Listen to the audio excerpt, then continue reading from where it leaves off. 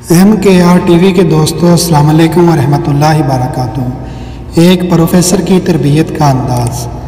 Professor صاحب نے class میں داخل ہوتے ہوئے اپنے طالب علموں پر نظر ڈالی اور کہا، آج میں تمہیں زندگی کا نہایت اہم سبق سکھانے جا رہا ہوں۔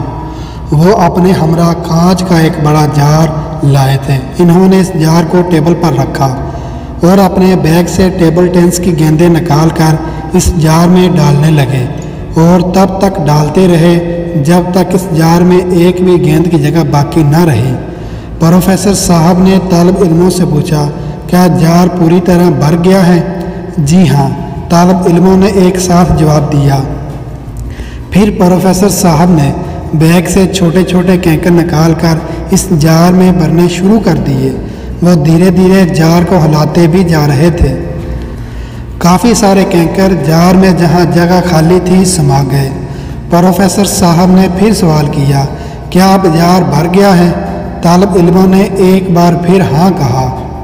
اب پروفیسر صاحب نے بیگ سے ایک تھیلی نکالی اور اس میں سے ریت نکال کر دھیرے دھیرے اس جار میں ڈالنی شروع کر دی۔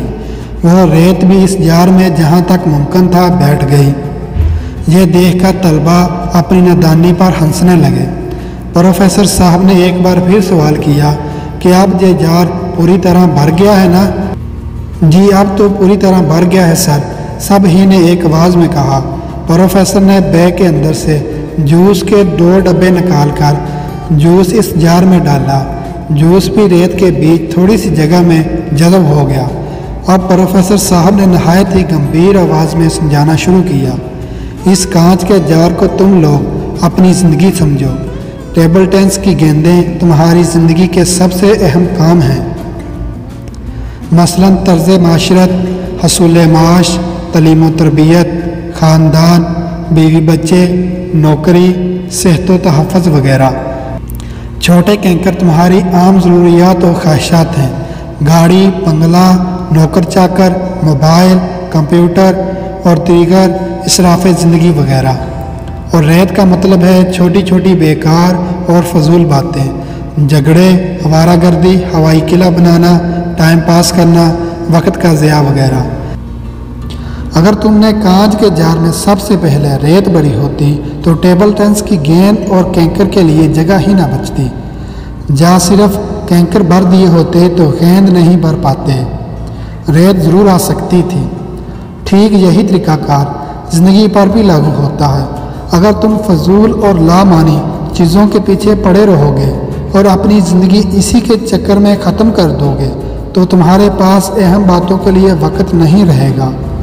ایک کامیاب اور پرسکون زندگی گزارنے کے لیے یہ اہم سبق ہے۔